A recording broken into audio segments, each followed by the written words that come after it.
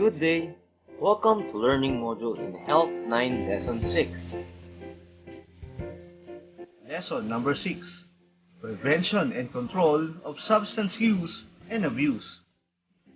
Our objectives. At the end of the lesson, the learners should be able to 1.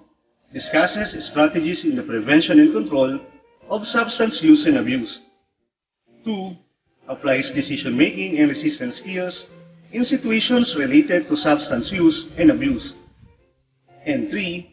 Describes helpful alternatives to substance use and abuse.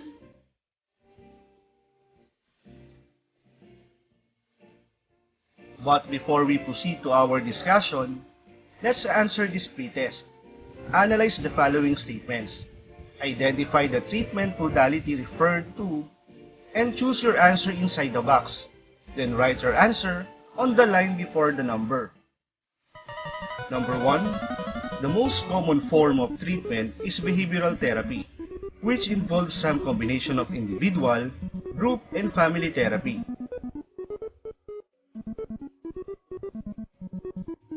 Right?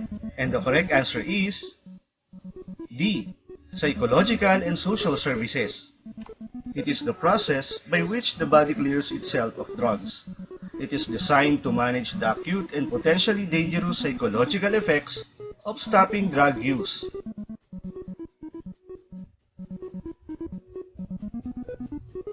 And the correct answer is F. Detoxification. Number 3.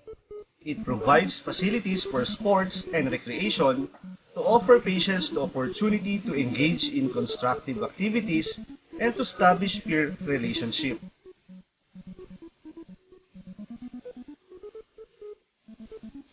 And the correct answer is letter A, sports and recreation. Number 4. It is the process of determining whether a particular rehabilitation center is a good fit for the patient.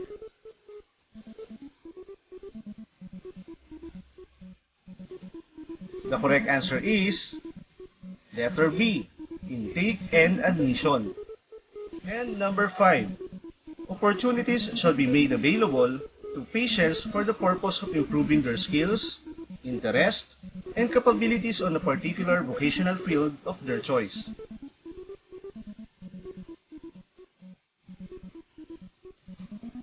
And the correct answer is letter E, educational and vocational services. Let's have this recap. Match column A with column B. Choose the word from column B that best describe or associate on column A. Write the letter of your answer on the blank before the number. Number 1. Everything the person sees, hears, and feels are the opposite of reality. 2. Also known as uppers or speeders.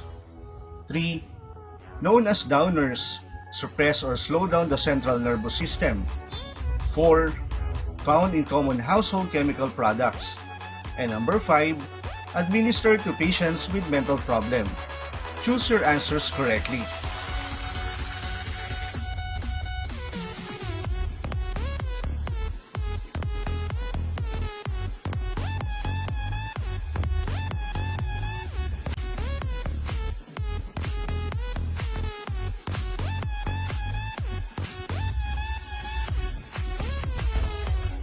Alright, let's check. If you got the same answer, congratulations! In 2013, the Dangerous Drugs Board or DDB launched Barkada Contra Droga or Fears Against Drugs, a program for the prevention of drug abuse.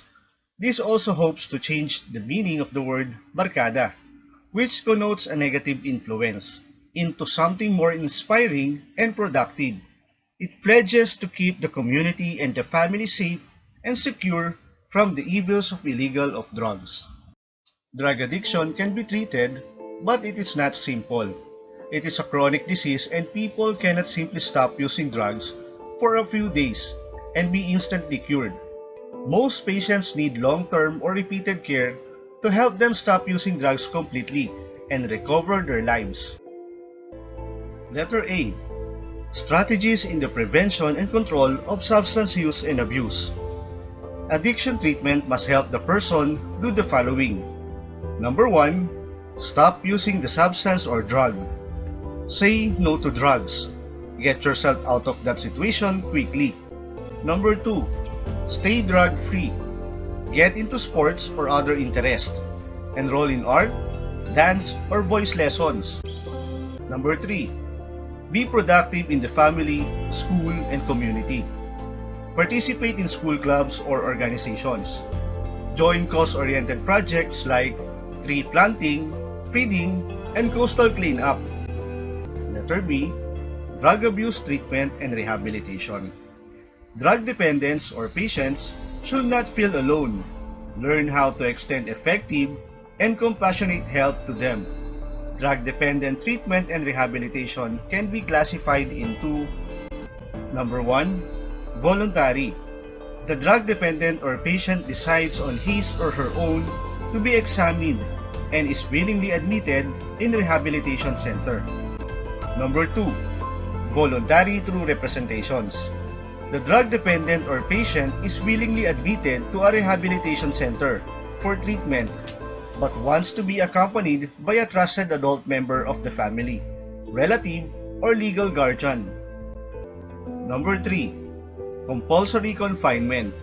The drug-dependent or patient is in a life-threatening situation or is a threat to his or her family, thus needs to be confined. TOH drug treatment, rehabilitation, and their modalities. 1. Intake and admission. 2. Diagnostic evaluation, treatment, and rehabilitation proper. 3. Detoxification. 4. Medical and psychiatric treatment. Number 5. Psychological and social services. 6. Educational or vocational services. Number 7. Spiritual development services. 8. Sports and recreation. 9. Aftercare and follow-up services. And number 10, job placement services. Letter C. Securing treatment and rehabilitation. 1.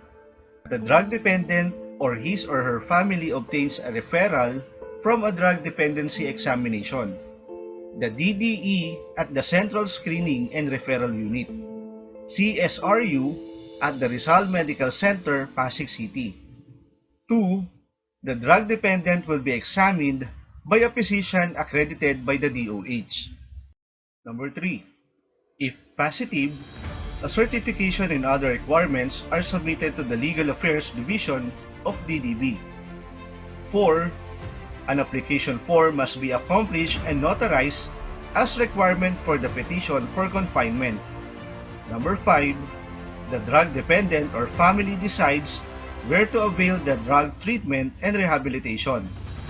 DDB may recommend government-owned RTCs for individuals who cannot afford to avail of the services of private centers. Letter D.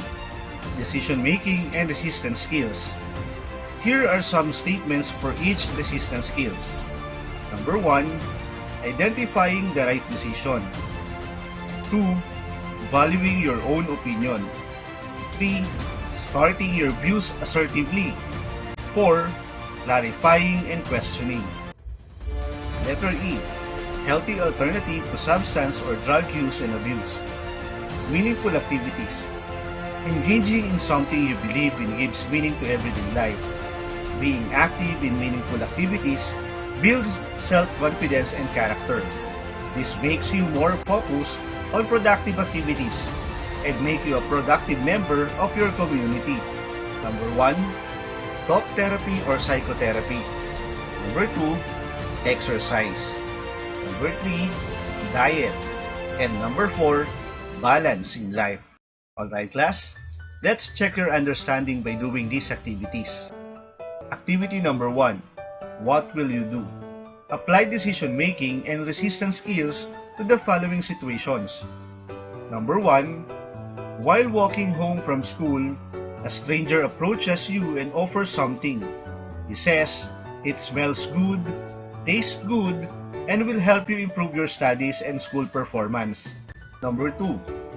One day, While walking down the school corridor, you notice your classmate bring out small plastic bags with dried weeds.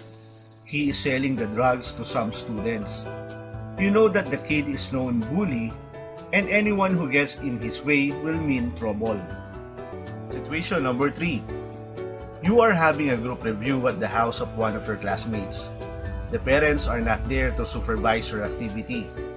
While reviewing, one of your classmates opens a pack of something and melts it in a piece of foil.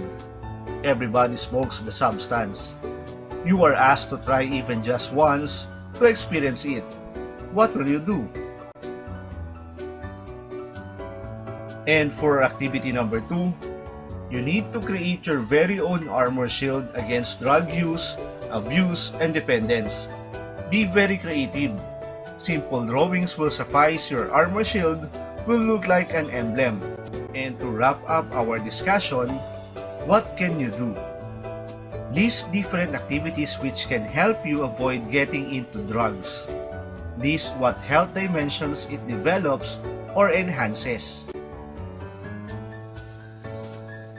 After writing up the activities and health dimensions, you need to answer the question, how can these activities help in preventing substance use and abuse?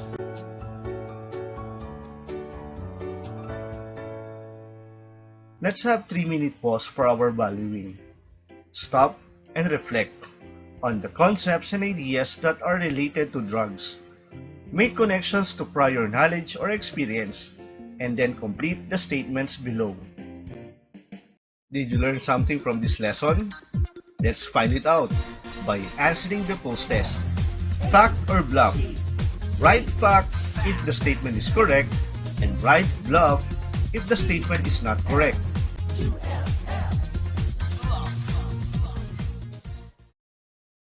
For question number 1, decision making and problem solving are important areas in your life. Is it a fact or a bluff? Your timer starts now.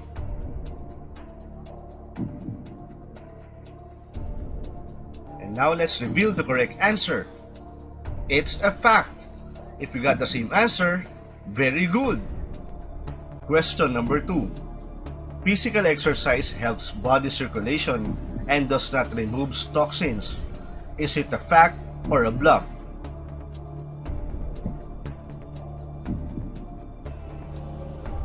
Let's reveal the correct answer.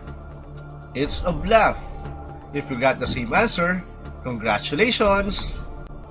Question number 3. When adolescents view substances or drugs as harmful, they tend to decrease their drug usage. Is it a fact or a bluff?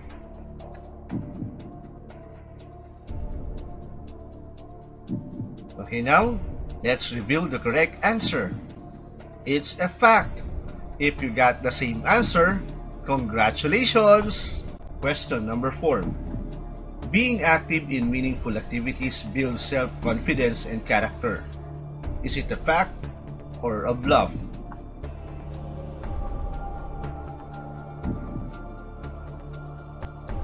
Let us now reveal the correct answer.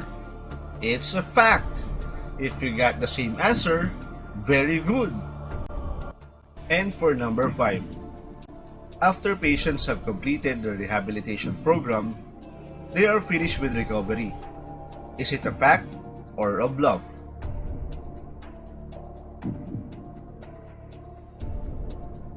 Let's reveal the correct answer. It's a bluff. If you got the same answer, congratulations! I hope you learned something from our discussion. See you on our next lessons. Thank you and God bless.